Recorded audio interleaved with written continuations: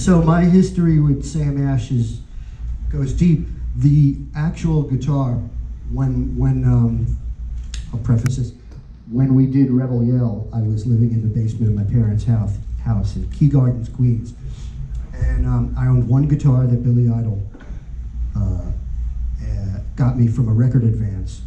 It was a Les Paul, but it was an older one, but it wasn't like a very valuable one. And when we started Rebel Yell, I said, I want to get a guitar with a Floyd Rose on it, just to like experiment. That guitar was a Kramer Pacer. It ended up being the main guitar on the entire Rebel Yell record, and I got it at Sam Ash on Queens Boulevard. I think I paid $650 for it. And it was the best investment I ever made. So I've always been loyal to Sam Ash, and had lots of friends that worked in New York on 48th Street at the Sam Ash Music Store. And it always seemed like a big company, but a little store where you got personal attention and you got people, actually knowledgeable people. A good buddy of mine, he's not here, he's got a prior engagement, but Mitch Weissman, who runs the guitar department here, loaned me my very first electric guitar when I was 13. I had a show. He was my brother's roommate in college. And Mitch actually showed me how to play my first real Led Zeppelin song. It was like Stairway to Heaven. Led Zeppelin 4 had just come out. And I didn't understand what vibrato was. I was like, I played the notes, but I didn't, and then Mitch had vibrato. What's that? Why does it sound like the record? Oh, this is vibrato. So, long after we're done doing our thing today, if you have any questions or anything, I already asked Mitch, and he'll take any, if people want to call up and you're interested in any instruments or any of the gear or any of the stuff. He's really, really knowledgeable, and he's the sweetest guy as well. So Friedman and I, when I moved to Los Angeles 25 years ago from New York, I got my first Marshall style, it was a Marshall, and I got my first Marshall when I was in 1977. And I built pedal boards for people. Nobody built pedal boards, but I was a huge fan of like Steve Howe from Yes, and on the Yes Songs album, if you look inside, there's a little pedal board in there. I didn't know what that was. I thought, oh, he's putting all his pedals together. And I started building them for people to make money, and I traded a pedal board for somebody for a Marshall amplifier. And back then, master volume sounded terrible. And, a master volume on an amplifier now is a kind of, people take them for granted, but they used to sound really bad. And I remember when I moved out here, I had all my vintage Marshalls and stuff, and go out and tour with them. And I met Dave, and he was immediately. It's okay. We'll be starting our boutique amp clinic in just a moment. Come on down. We have giveaways. We have Steve Stevens in the house. In the house.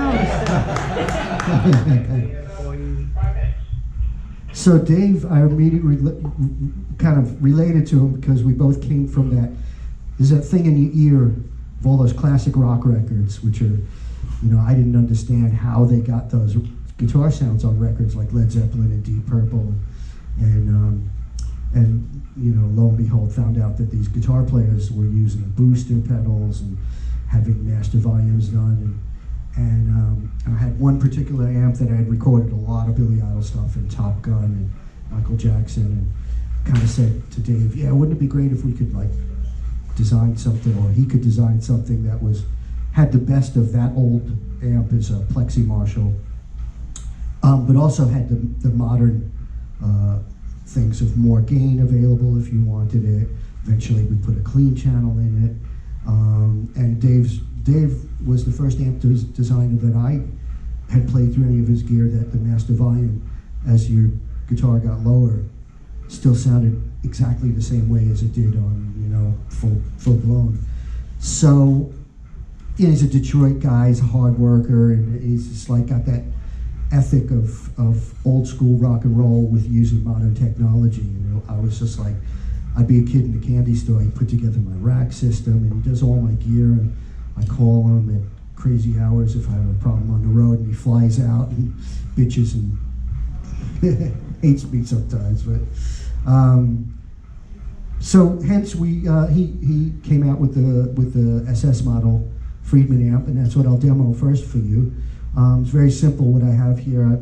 There's a bit of a delay in there, which is also Dave was the first guy to build a Marshall style amp with a send and receive in it that didn't change the inherent sound of the amp, and I fell in love with that idea. And I've got a boost pedal here, which I do with J Rocket. It's a signature pedal, and I know I've spoken to Mitch about carrying that line, so that may be something that'll happen in the future. But it's a basic boost pedal. To me, they're all the same. Depends, what your personal tastes are, but all boost pedals pretty much do the same. Just gain up your guitar a little bit. I don't use just fuzz boxes or something like that. And this guitar I only got about a week ago. This is a Nags. Once again, I have a guitar company at my disposal, and I have them make the exact guitar that I want personally. But guitars are all, they're all relative. They're all whatever makes you feel comfortable. There's a lot of players that have picked up this guitar, and to them the action is too high, or it's got a chunky neck. It's not, there's no real magic or any trick to you got to have that guitar and that pedal and all of that kind of stuff. I just finished doing, with Billy Idol, usually I have a big rack system that's MIDI, has power amps, and I just finished doing 3 shows with one Friedman amp head and one cabinet and a tiny little pedal board. And it was some of the best shows that we've done, some of the most enjoyable things. And so it goes to show you really don't need a lot of gear, to replicate something or to get what's in your head and, out of your amp or something. Sometimes it's better to have to search for it, to reach for something. So, let's see here. Okay, so this amp has 2 channels. One is a dirty channel.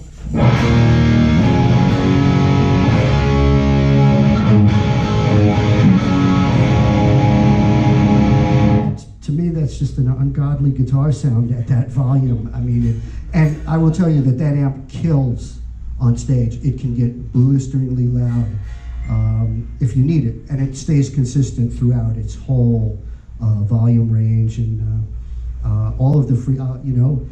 It's nice that I have a signature amp, but I will tell you that if you play through any of the Friedmans, they're all so high quality, and they're just a matter of what your personal style is. Everything from an Angus type of cleaner tone to Jerry Cantrell's kind of, Alice in Chains tone. They're, I'm not here to tell you have to play through an SS. They're all amazing amplifiers.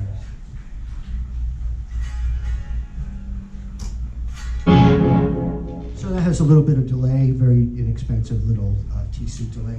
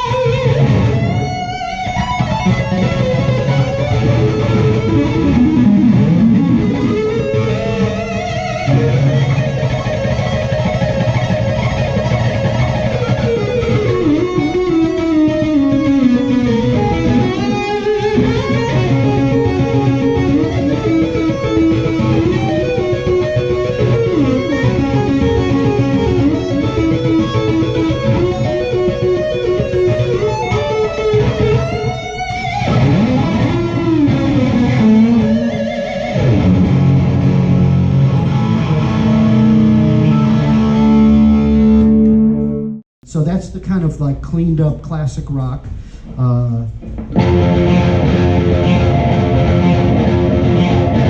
Halfway, it's. I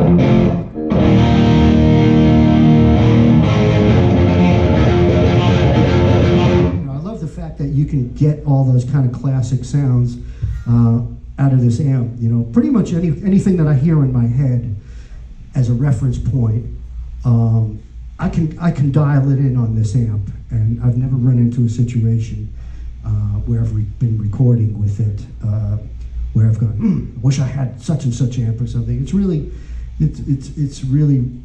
pretty versatile, you know, having that second clean channel. And I remember when I said to Dave, I don't want a crunchy clean channel. I want like Fender twin clean, because crunchy clean I can always get out of the first channel, and it, you know, for me, I like having that bass clean.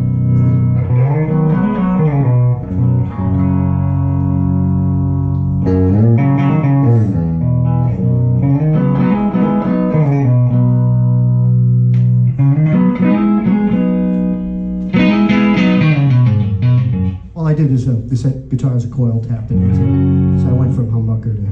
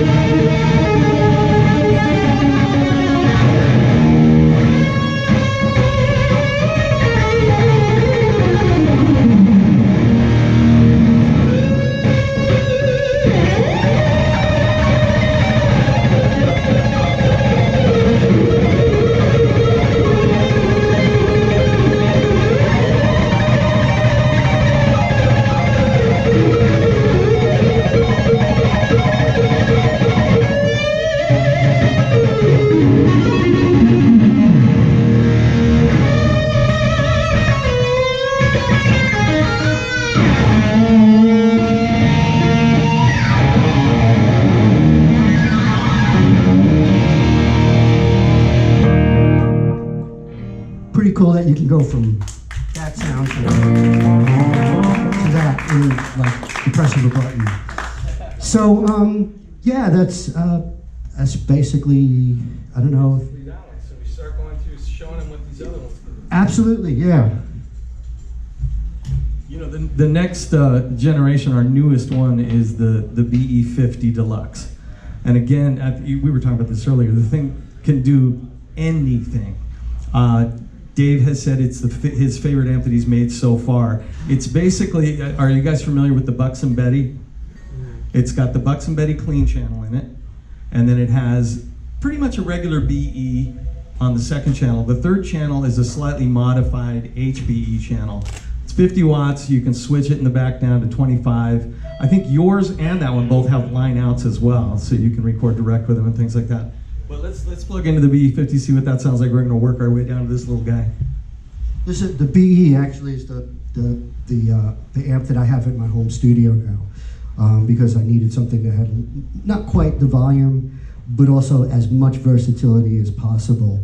And it's got all these options for fat switches and saturation and half tube power. I think is that what's going on in the back there. So it's a great amp to have. It's an amazing amp to be able to have in your bedroom and also on stage, because even though it's a 50 watt, a Friedman 50 watt is not really a 50 watt. You know, they're loud amps if they need to be.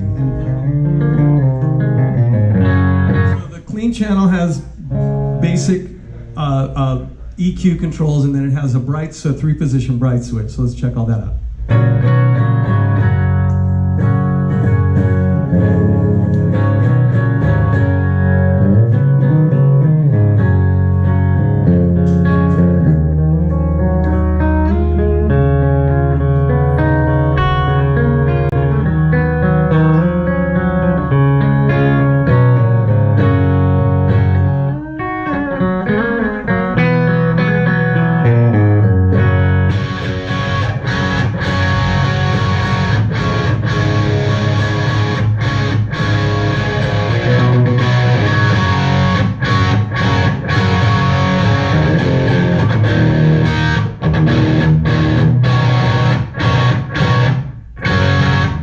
feature that it has is it has thump for your lows, and the response. There's two. It just changes the way the amp feels and the low end too. You can kind of contour your low end, and it also has 3 voices. So I've got the thump off.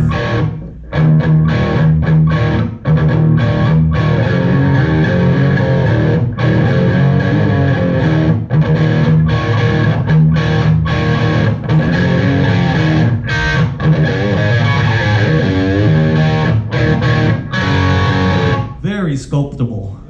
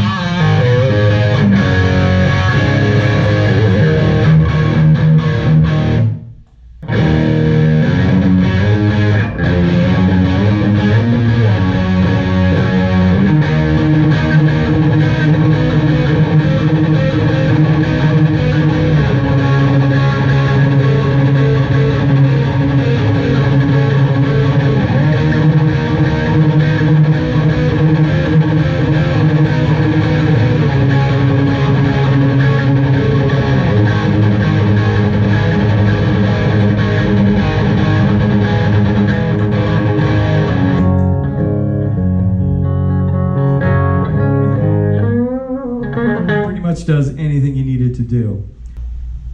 This one is the Dirty Shirley. I've never played one of these. Very classically voiced, great blues amp, great classic rock amp. 1 channel, no foot pedal. It's just a very simple, straightforward amp.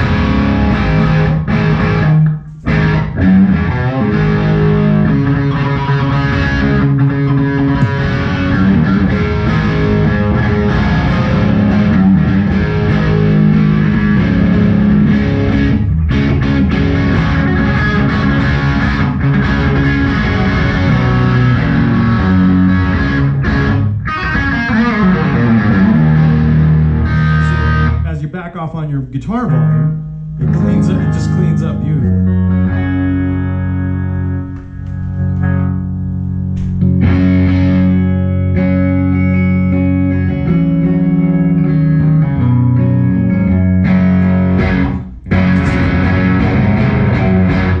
Amazing amp.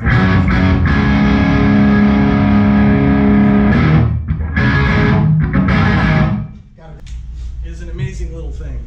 10-watt, a 10-inch speaker, 20 watts, and keep that in mind when you hear this. Very simple controls. It's got a couple of voicings, 1 switch with a couple of voices. The rest is just way straightforward.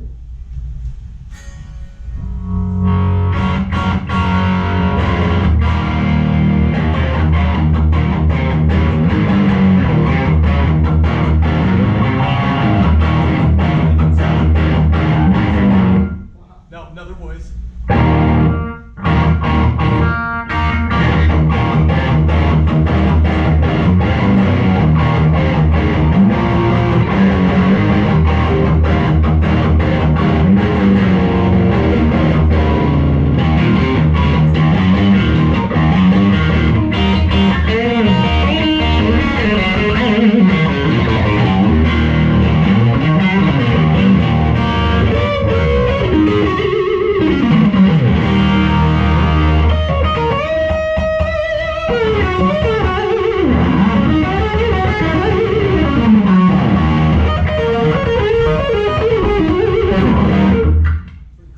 Stupid. They're so good. Dave Friedman has changed the way I hear tone. He's ruined me, basically. I can hear tube compression, I can hear too much high end, I can hear just bad frequencies. The guy has totally changed my life in terms of how I hear amplification.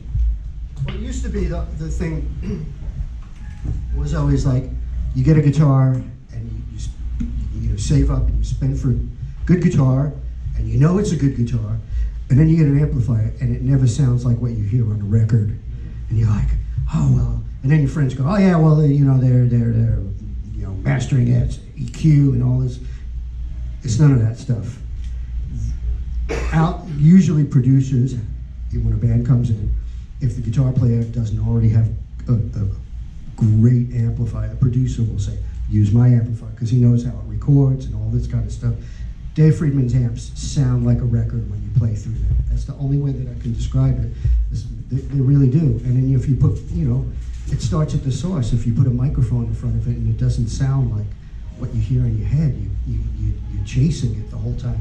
You get frustrated, start changing cables. It's pickups now. All the pickups and cables and stuff, they pretty much have been the same since 1959 or what, we still use Mogami cable, or, we just want cables that don't break down. And pickups, I haven't really changed my views on guitar pickups since Patent Apply Force came out, and maybe a little bit more gain, or a little, you don't want them to feedback and squeal. But the technology hasn't really changed that much. Not that Friedman amps are out of control expensive, because they're really not. Especially for what you get, they're a really reasonably priced amplifier for handmade, for getting all of Dave's knowledge in that amplifier. But what we decided was we needed to make one that was maybe a starter level, an entry level, or a gigging musician's quick grab and go amp. So we made the Rut Series, which is a modified PCB based amp, which brings the price down about $1,000. So it's a really reasonable amplifier, but listen to the tone you get out of this thing. There's the clean channel, there's a dirty channel, and a boost. Yeah, you got one too. I love this. I have a Rut 50 that I use to boost up when my 23 watt isn't enough. Yes.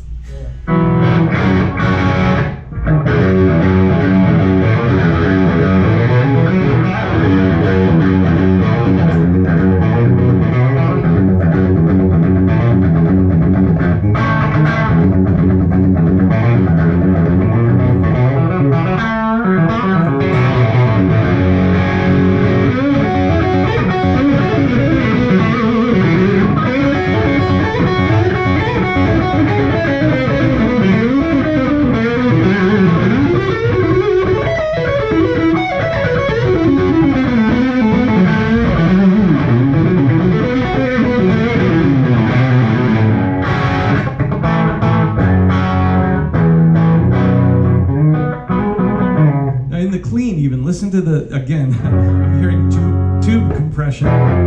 Listen to it compress. It's just a really pretty sound. See what I mean?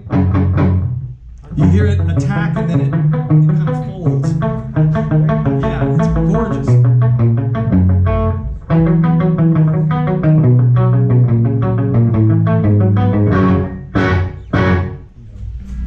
To me, that amp sounds great as a low volume as well. But for that traditional kind of, as he showed, that kind of traditional rock, AC/DC, Led Zeppelin, early English blues style amp, I wouldn't buy one of mine. That's not what it's meant to do. I would definitely look at some of the other Friedmans, Rut or something like that, in all honesty. Any other questions? Sir?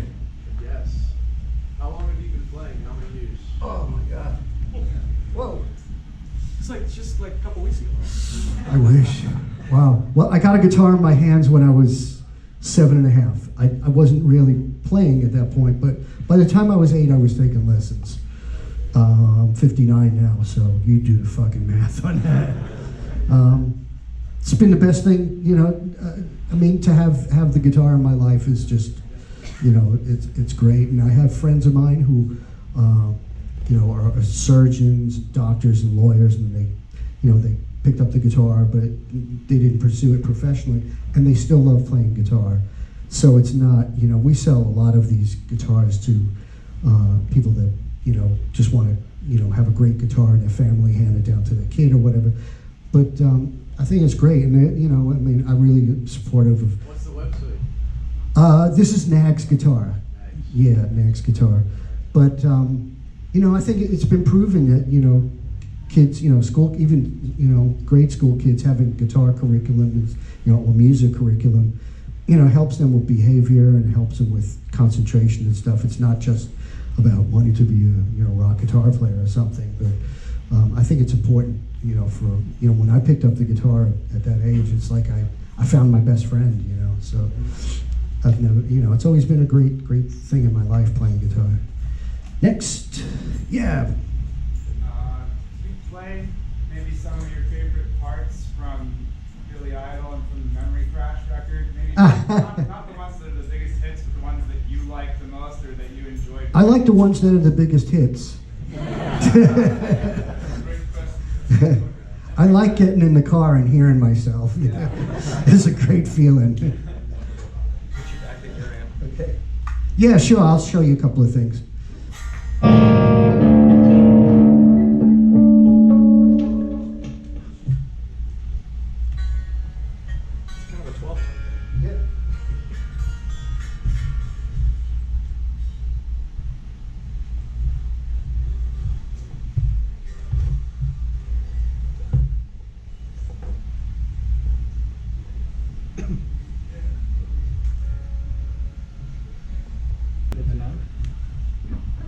Yeah, so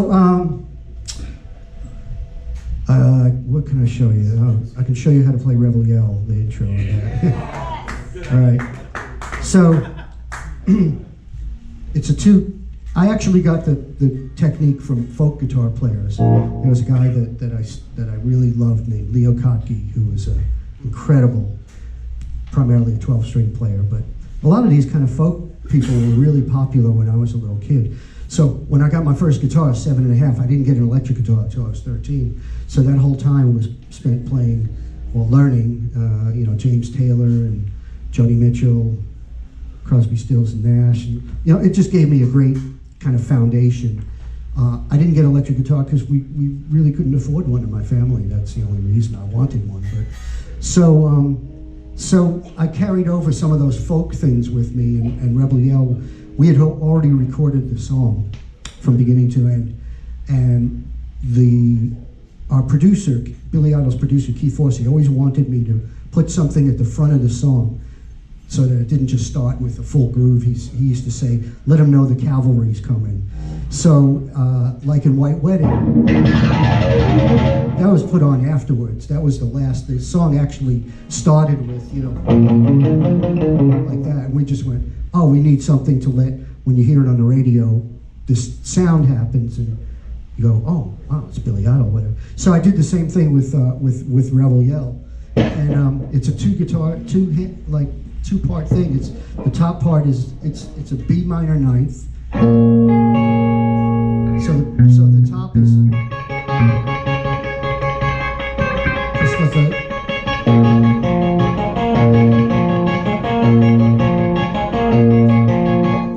That's all it is. It's that, you know. That actually was the band that I was in before Billy Idol. We had a song that had that intro in it, so I kind of nicked it for myself. But we've always had things like that, you know, kind of little, you know, that's what's great about anything, what would Sweet Child of Mine be without that guitar figure at the front, you know? And it's really, it's a, you know, it's great, it's part of greater, you know, arranging, you know, all those guys like Jimmy Page, you know, arranged such great guitar things, and they always had like a little intro thing or a little special little guitar thing that would happen. And it's the same thing. A lot of my guitars, I got to say, a lot of my guitar stuff with Billy Idol was afterthought. We'd record, we knew, you know, okay, we got to have a song, and then we'd leave something. You know, we always left the middle bit. So Eyes Without a Face was already a ballad. We had recorded that. There was nothing in the middle. And I told those guys, you know, we can't just have a Billy Idol ballad. He's, you know, Billy Idol, Billy fucking Idol. You know, you can't just have a ballad. So I said, it's got to explode somewhere. It's got to have something, you know, different. So they left me in the studio, you know, a couple of hours, and I came up with the.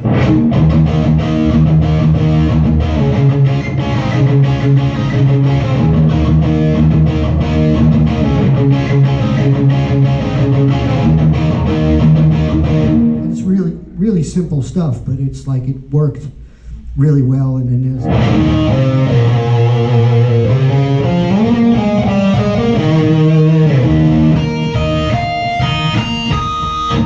there's a bit of backwards guitar. We had, back then, to do backwards guitar, now you probably have a pedal that'll do it, but back then we had to flip the tape, so I had to figure out how many bars in that little bit happened, and our producer, Keith, was going, what are you talking, what, backwards guitar?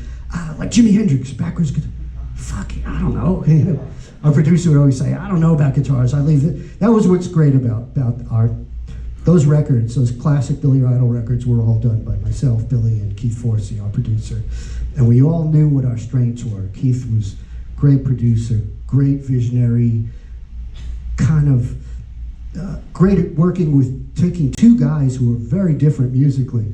You know, Billy coming from 1977 London punk rock scene, and me, you know, certainly being like a New York guy, but I was raised on 70s guitar players, Jeff Beck, Jimmy Page, as I've already mentioned. A lot of prog rock stuff, which punk rock was not down with. And little by little, you know, we'd kind of meet at the middle. You know, a lot of stuff. You know, I remember when I first met Billy, we started talking about that Lou Reed. There's a great Lou Reed live record with two incredible guitar players on it. It's called Rock and Roll Animal. It's got Dick Hunter and Hunter and Wagner, the two guitar players on it. If you want to hear one of the best two guitar duo live records that really influenced a lot of guitar players, get that Rock and Roll Animal. And that record, when I mentioned that I love that record, that was common ground for me and Billy, because it had great guitar playing on it, but also had great attitude and Lou Reed's kind of like New York punk rock thing about it. So, you know, between the three of us, and they kind of let me do the guitar player thing, you know, they kind of left it to me to kind of handle that side of it. I would never infringe on the production thing, or, you know, let the producer do the producing, let Billy Idol be Billy Idol, and I embellished and co-wrote and all that kind of stuff. And that's, you know, I just say, if you know, if you're in any band or anything like that, you know, definitely, you know, work with people that you really respect, and you know, you kind of go, not trying to make them into something that they're not naturally or something. And that's why our relationship, you know, we still work together for 36 years now. So, all right, any other questions? Yes. What's your favorite riff from the Vince Neil album? From Vince Neil. Wow, because that's weird because I haven't played that stuff, but I'm proud of that record. You know, that was a lot of fun to do, because up until that point I was working with Billy Idol. The guitar part's about being economical and not, you know, not showing the metal influences a lot and stuff like that. But with Vince, it was just the opposite.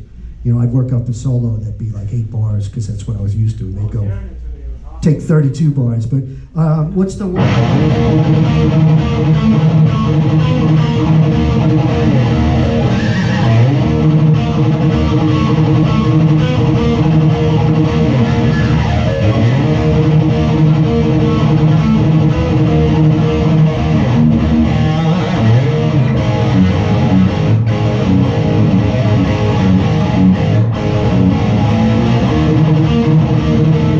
Amazing. Now, I haven't played that since 1991, and I still remember it. I couldn't play it as solo, but that was a lot of fun to be given that much freedom. Did you still have a contact with Vince Neil? Did you guys still talk? Not really. I saw him at an award show, and it was all cool and everything like that. But you know, I think we're both proud of that record. You know, it was just a weird time, man, because grunge had just hit. You know, and a record company didn't really want to. You know, Motley had a hard time. We had a hard time. A lot of those bands in 1991 were like left kind of like, you know. But the record stands up, I think. You know, as a good hard rock record. Next, yeah. Yeah, one of my favorite CDs is Situation Dangerous. How did you like working with Terry Bozzio in 2011, and any future work that might be coming? Well, I was honored that they even considered me, because I got a call from the, at the time, Magna Carta Records was like a prog rock kind of label, and they also managed Terry Bozzio. So the Terry was the first one with the idea of going into the studio and cutting this kind of improvisational prog rock muso thing. And they asked Terry who he'd run on guitar, and they said the usual names to him suggested. And he said, my name. And they went, oh. They weren't expecting it. So they contacted me, and I said, wow, you know, it's really cool that Terry would, you know, I've never done anything like that. And it was an honor to be chosen. It was, you know, we had 5 days in the studio, nothing was written, roll tape. And when I got together with Terry, I said, well, I don't want to just go in totally blind, so I'll fly to his house. He was living in Austin at the time. And I got a terrible cold, and I was sick the whole time I was there. So we didn't even get to rehearse there. But we said if we could get a bass player, who would we want? Wow, Tony Levin, you know. We'll never get him, you know. And then lo and behold, there was a little window of 5 days where he was available. So we all met in the studio, and basically the day of tracking, and we kind of just made that stuff up. And you know, I think I was the most nervous because these guys were used to kind of working in that. You know, Terry had been in UK and all these heavy, Frank Zappa, and you know, I was from Billy Idol, you know. I was like, yeah, we could play, you know, all this other complicated stuff I wasn't used to, but it was a great experience. And sometimes you have to take yourself out of your comfort zone. And it was great. They were both so, you know, the other thing is they're two really intelligent people that were just like, you know, you could, because when you're done recording and stuff, you know, when you sit down and have food or whatever, you don't want to sit with knuckleheads and hey dude, yeah. And I learned a lot, both musically and, you know, obviously Tony Levin working with Peter Gabriel. He had such great stories. King, you know, guy who's in King Crimson. Wow, you know, it's about as heavy as, for me at least. All right, anyone else? Yeah.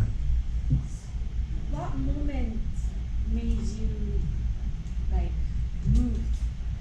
One of like the most influential moment or songs or who, like if you could share one of the stories. About my music or someone else's? Anything Well, musically that you like, wow, that moves you.